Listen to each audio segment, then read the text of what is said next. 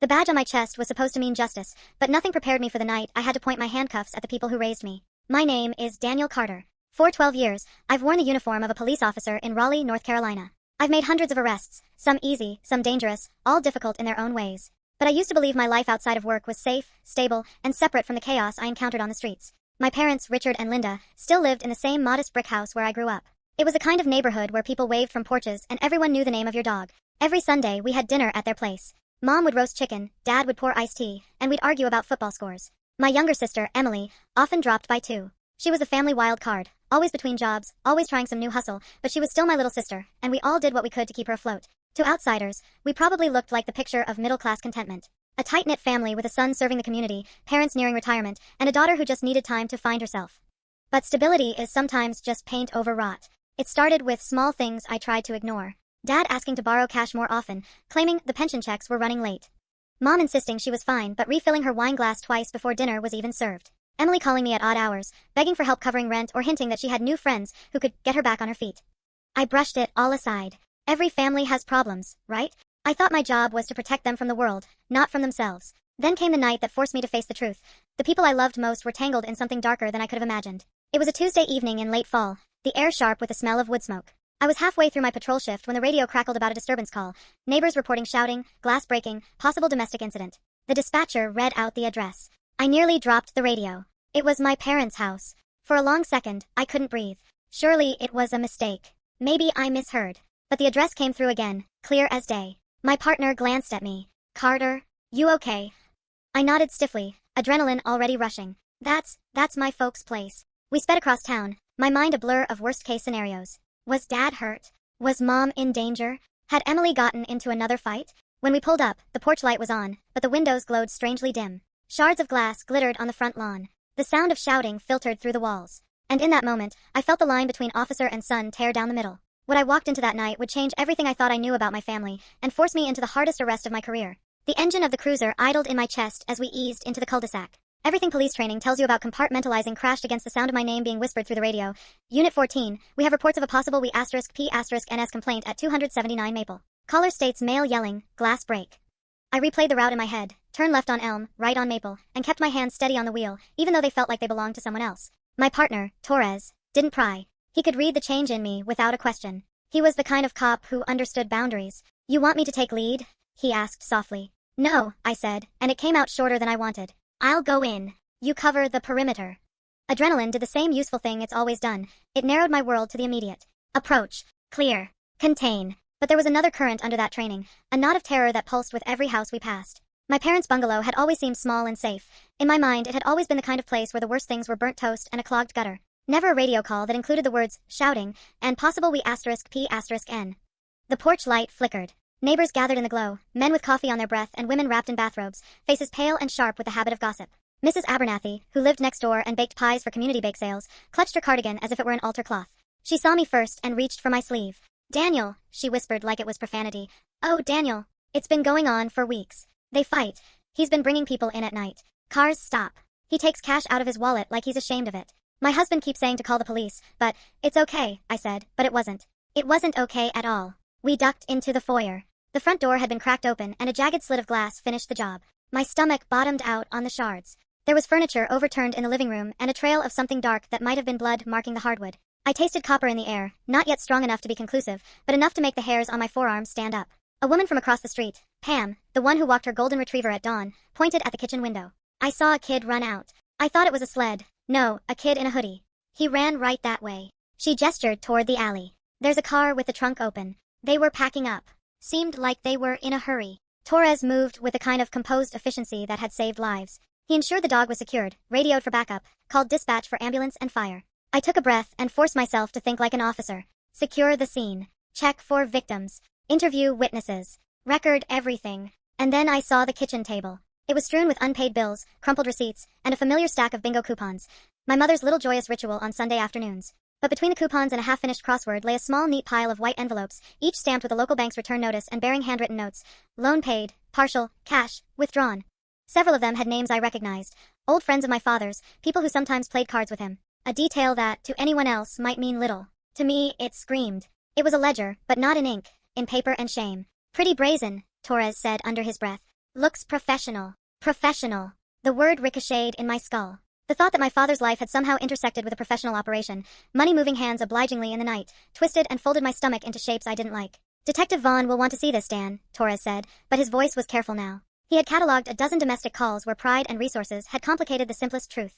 He gave me a look. If it's family, you tell yourself you can handle it. If it's crime, you handle it as procedure. If it's both, you let the protocol do the heavy lifting. I tucked on gloves and dusted the envelopes with latex fingers, learning to think like an investigator when every inch of my body wanted to be a son. When I turned away from the table, a shadow caught my eye. On the far counter, behind a ceramic cookie jar, a small glass jar with a loose lid held tiny crystalline shards that glinted like bad gifts. I picked it up with a pair of tweezers from my kit. The powder clung to the plastic, granulated and familiar in the way of substances I'd spent years arresting other people for. My throat closed. This was out of the realm of petty debt or family lies. This was another thing entirely. The jar's label had been torn off, but the jar itself, tucked into the heart of my parents' kitchen, said someone had been hiding more than shame. Someone had been hiding illegal narcotics.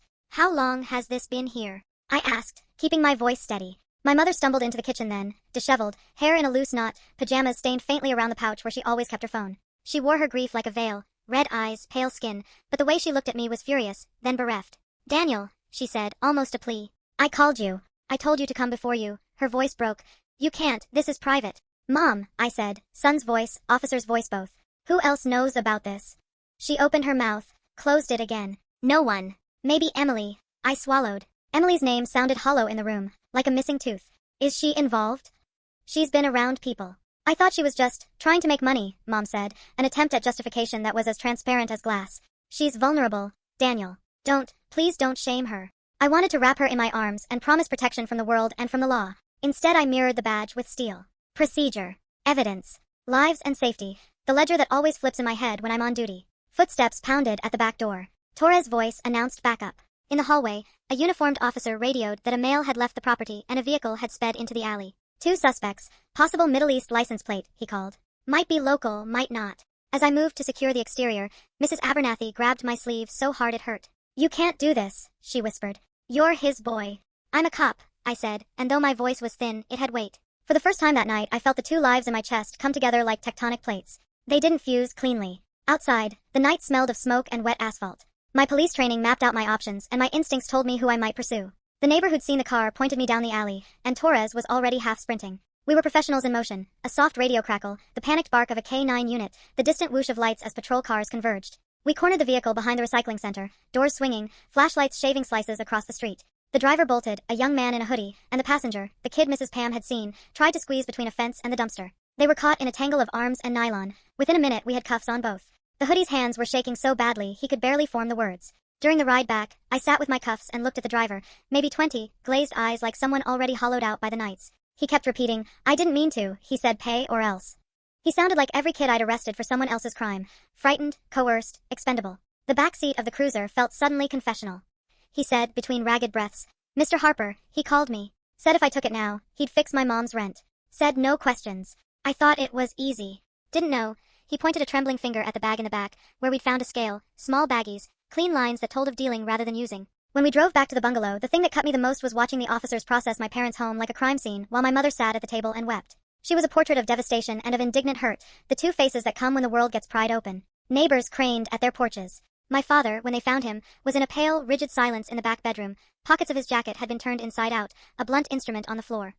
He looked betrayed in a way I had never seen, not that night, not in all the Sundays of my youth. As we hauled evidence and ransacked drawers with the legal authority we carry, I thought of the small ledger of envelopes and the jar with the powder. I thought of the names and the little notes Grandpa had left. I thought of how long I had let small fissures slide because I wanted to keep family whole. My chest ached with a new kind of grief. Later, when the scene was cleared and the suspects were in the county lockup, Torres and I pulled our cars into the lot and sat in the cruiser for a long minute. The night had settled. Without the sirens and the glare of interest, the cul-de-sac was ordinary again. Yet nothing about that house, or the people who lived there, felt ordinary to me anymore. You did your job, Torres said finally. It wasn't meant to comfort, and it didn't. I did both, I said quietly. Maybe that's the problem. He didn't answer. He only reached over and placed a hand on my shoulder, not to reassure me, but to remind me I was not alone. The badge would sit heavy on my uniform tomorrow, and my parents would face charges that would ruin a quiet life. My sister was missing for now, the kid who'd helped being processed as a juvenile offender. The neighbors would whisper. The world would rearrange itself around a new narrative. But the loudest sound I kept hearing as I drove away was the small, insistent voice in my head, duty versus family. For years, I'd thought they followed the same compass. That night, I learned compasses can be pried apart. I drove home that night and sat in my car in the driveway, the shape of my parents' house softened under the streetlight. My hands closed on the steering wheel like prayer. Tomorrow I would have to do paperwork and testify and field calls from the internal affairs officer who would inevitably ask if I disclosed my connection. There would be inspectors and media that smelled scandal. There would be a custody question if charges stuck. There would be the slow, grinding machinery of law. And there would be my mother, who had looked at me not as a cop but as a son who had broken the spell of her privacy. When I finally stepped through the threshold into my childhood kitchen, the smell of roasted chicken haunted the air, an echo of Sundays. For the first time in my life, I felt distrust for the sanctuary I had always known. The first warning bell had rung. It was loud. And we were nowhere near the end of the noise. The arrest reports were barely filed when the fallout began. The next morning, my phone buzzed with calls from relatives I hadn't spoken to in years. Word had spread fast. Daniel Carter arrested people at his parents' house. Some wanted details, others wanted gossip. A few cursed me outright, calling me a traitor for dragging family business into the open. At the station, it wasn't much better. My captain pulled me aside. "You handled it by the book," he said, but his eyes lingered a second too long, as if asking whether my judgment had been clouded. Officers I'd trained with avoided my gaze. The unspoken truth was clear. I'd crossed a line few cops ever have to face. At home, the isolation grew heavier. My mother refused my calls. My father's lawyer sent me a cold message. "Do not contact Richard or Linda Carter without counsel present." Even Emily, who hadn't been arrested but had clearly been circling the same trouble, texted me once. "You didn't have to go that far." Then she blocked my number. The hardest part wasn't the silence. It was the doubt. Every night, I sat at my kitchen table, replaying the moment I'd snapped the cuffs onto the young men in the alley, replaying the look in my mother's eyes as evidence bags were carried out of her house. I told myself I had done the right thing. But the right thing doesn't always feel right. What made it worse was the neighborhood. People who once waved now kept their heads down. Mrs. Abernathy, who used to save me a slice of pie, barely nodded when I walked by. The house I'd grown up in was now a crime scene in their minds. That was when I understood what Grandpa had once warned me as a teenager. Sometimes the hardest part of justice isn't enforcing it, it's living with the space it leaves behind. And that space was starting to swallow me whole. The weeks following the arrest crawled by in a haze of paperwork, suspension hearings, and restless nights where I lay awake listening to the hum of my refrigerator as if it were trying to speak the words no one else would. I thought I had already uncovered the worst about my family, the jars of powder, the suspicious envelopes, the arrests in their driveway. But the truth hadn't even bared its teeth yet. One Friday afternoon, I was summoned by Internal Affairs. They handed me a folder, evidence recovered from my parents' home that had only just been processed. I'd expected the usual, ledgers, bank slips, maybe a list of contacts. Instead, the folder contained surveillance photos. My father, Richard, shaking hands with a man I recognized instantly. Victor Morales, a known mid-level trafficker I had personally worked cases against 3 years earlier. The date stamp was recent, 2 months ago. Beneath the photos was a printed transcript of a wiretap. My father's voice, unmistakable, saying, "I can get you safe storage. The neighborhood trusts me. No one will look twice at an old man's garage." The words blurred on the page as my stomach dropped. It wasn't a slip. It wasn't a mistake. My father hadn't just tolerated Emily's recklessness or my mother's willful ignorance. He had brokered a deal with criminals I'd sworn to fight. That night, I drove past their house, the same one with the faded shutters and the porch swing where I'd once read comic books on lazy summer afternoons. It looked the same from the outside. But inside, I now knew, it had been a front, a warehouse, a node in a chain of poison moving through our city. The realization hit me with a violence I couldn't name. My father had used our family home, my childhood sanctuary, as a cover for organized crime. The next morning, I confronted my sister Emily in a diner outside of town. She looked gaunt, her hoodie pulled tight around her face, fingers tapping anxiously against her coffee cup. "Emily," I said, my voice steadier than I felt. "Tell me the truth. How long have you known?" Her eyes flicked up, watery and sharp at once. "Since last year." He said it was temporary. Just storage, nothing big. He promised it was safe. She swallowed hard. "He said you'd never find out. That if you did, it would destroy you." I wanted to be angry, but the weight in her voice was worse than anger. It was resignation, guilt layered over fear.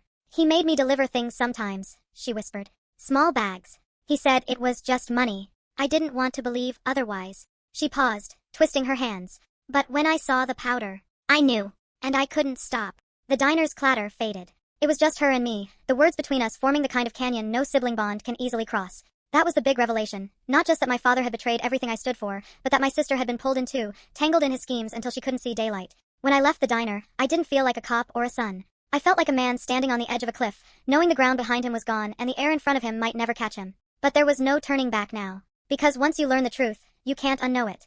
And this truth was about to drag my whole family into a reckoning none of us could escape. The revelation about my father didn't paralyze me. It ignited something. For weeks I'd been drowning in shame and confusion, but now? Now I had direction. If my own blood had chosen to side with criminals, then my duty wasn't divided anymore. It was clear. But clarity doesn't make the path easier. It makes it lonelier. The morning after meeting Emily, I sat at my desk with the surveillance photos spread before me. My badge lay in the center like an anchor. Every part of me wanted to believe there was still another explanation, some hidden detail that would prove my father had been manipulated, framed, tricked. But the evidence was too sharp, too consistent. I knew what had to be done. Build a case. Not just as a son betrayed, but as an officer of the law. So I started quietly. I reached out to Detective Ruiz, someone I trusted, one of the few who hadn't looked at me differently since the arrest at my parents' house. Ruiz had worked narcotics for over a decade. He didn't flinch when I laid the evidence on the table. "Daniel," he said, his voice low, "this is enough to blow open half the Morales operation. But if we use it, your family goes down with them. Are you ready for that?" I didn't answer immediately. The hum of the precinct's old ceiling fan filled the silence. Finally, I said, "I'm not ready. But I'll do it anyway." That night, I drove back to my apartment, only to find a car parked across the street. Black sedan, tinted windows. It didn't move when I got out, didn't move when I locked my door and stood staring. The message was clear. They knew I was digging. By the next week, the pressure escalated. My mailbox filled with anonymous notes. "Stop before you regret it." My captain called me into his office and warned me to take a leave of absence for my own good. And then my mother finally broke her silence. She showed up at my apartment, eyes red from crying, her hands trembling as she held out a photo of me as a boy, sitting on my father's shoulders. "Danny, please," she whispered. "You don't have to do this. Your father made mistakes, but we can fix this as a family. Don't tear us apart." I wanted to scream, to shake her and make her see what was at stake. Instead, I asked one question. "Did you know?" She didn't answer. And that silence told me everything. That was when I stopped hesitating. With Ruiz's help, I compiled a dossier. Photos, transcripts, Emily's testimony. Piece by piece, I constructed a case strong enough not just to arrest Morales but to implicate my father as his partner. The counterstrike wasn't just about justice anymore. It was about reclaiming my own name, my own honor. And if that meant standing against the people who raised me, then so be it. The morning of the raid dawned gray, the kind of colorless sky that makes the world feel like it's holding its breath. I strapped on my vest, holstered my sidearm, and told myself over and over, "He's not your father today. He's a suspect." Detective Ruiz led the task force. We had the warrant, the surveillance, the case files. Morales' network had been mapped, and my father's role as a safe house provider was now undeniable. But none of that prepared me for the personal war raging in my chest as we rolled up in the unmarked vans and fanned out across the block I'd once called home. The front door was still painted the same pale blue my mother insisted on every summer. The porch swing creaked in the wind. It looked like any other house on the street. Ordinary, harmless. "Carter, you stay back," Ruiz said. He knew too well what this would do to me. But I shook my head. "No. I finish what I started." The battering ram hit the door. Splinters flew. Shouts filled the hallway. And then I saw him, my father, standing at the end of the corridor, his hands raised but his eyes burning with something darker than fear. "Danny," he said, his voice steady despite the chaos. "You don't have to do this." The officers swarmed him, but he kept his gaze locked on mine. "Family comes first. You know that." For a second, just a second, the weight of every memory threatened to crush me. Birthday parties, soccer games, the nights he stayed up helping me study for exams. The man who had once been my hero was standing there in handcuffs. But then I remembered the transcripts. The powder. Emily's broken voice in the diner. And I felt the steel return to my spine. "Family doesn't mean covering up crimes," I said. My voice shook, but I forced the words out. "Not anymore." They let him out as neighbors peeked through curtains. My mother stood on the porch, clutching her robe, tears streaking down her face. She didn't scream. She didn't beg. She just looked at me with an expression I'll never forget, a mix of devastation and fury, like I had ripped the heart out of her chest. Inside, Morales' ledgers were found in a locked cabinet. Packages were stacked in the garage, plain cardboard hiding poison that had been destined for the streets. The case was airtight now. But airtight didn't mean painless. When the last evidence bag was sealed, I stepped into my old bedroom. The posters were still on the wall. The desk still had the initials I'd carved as a kid. It was a shrine to a boy who once believed his family was unshakable. Ruiz appeared in the doorway. "You did what had to be done," he said quietly. I nodded, though the words scraped like glass in my throat. Because doing what had to be done doesn't make it easier. It just makes it final. And as the vans pulled away, taking my father to a cell and my mother to a silence I wasn't sure she'd ever break, I realized the truth. The hardest arrest I ever made wasn't about criminals. It was about ling the illusion that my family had ever been what I thought it was. The trial dragged on for months, and every day felt like reopening a wound that refused to heal. My father sat in court in a crisp suit, his hair combed back like nothing had changed. To the jury, he tried to project dignity, even remorse. But whenever his eyes found mine across the room, I saw something else. Resentment, almost contempt, as though I had betrayed him, not the other way around. The prosecutors built their case carefully, laying out every detail of the operation. The payments from Morales, the garage-turned-storage facility, the coded phone calls. Piece by piece, the picture sharpened until there was no denying who he was, what he'd chosen. My mother testified reluctantly, her words brittle, her loyalty to my father cracking but not gone. Emily refused to testify altogether, pleading the fifth to avoid perjury charges. When the guilty verdict came down, my father didn't flinch. He just leaned back, folded his hands, and stared at me. I couldn't read the look, whether it was hatred, disappointment, or a strange sort of pride that I'd done my job. Maybe it was all of them at once. He was sentenced to 18 years. Morales got 25. The network crumbled. On paper, it was a victory. Justice served. A successful operation. But victories don't always feel like wins. At the precinct, some colleagues shook my hand, told me I'd done the impossible. Others avoided me, as though family betrayal were contagious. I got a commendation, but it sat in my drawer, collecting dust. What good was a medal when my family name had become synonymous with shame? My mother moved to another state. We haven't spoken since the day of the sentencing. Emily disappeared into the wind, changing numbers, dropping off social media. Sometimes I wonder if she blames me more than she blames him. The house was sold, the blue door repainted by strangers. Driving past that street now feels like visiting a graveyard where something more than a person is buried, where a whole childhood lies. And me. I stayed in the job. Because for all the wreckage, for all the nights I wake up wondering if I could have chosen differently, I know this. The law isn't about comfort. It's about truth. And sometimes the truth costs you everything. One evening, months after it all ended, Ruiz and I sat outside the precinct watching the sun dip below the horizon. He asked me if I regretted it. I thought of my father's words the night of the raid. Family comes first. Then I thought of the DR*GS that would never hit the streets, the kids who might never taste poison because I chose duty over blood. Finally, I said, I regret that it had to be my family. But I don't regret choosing what was right. The hardest arrest I ever made wasn't about the cuffs, the trial, or the sentence. It was about walking away from the illusion of family loyalty and stepping into a harsher kind of love, the kind that demands truth, no matter the cost. And if there's one thing I've learned, it's this. Sometimes the people you love most become the people you have to save the world from. And you don't get to run from that. You face it, even if it breaks you. Because in the end, justice doesn't wait for comfort. And neither can I.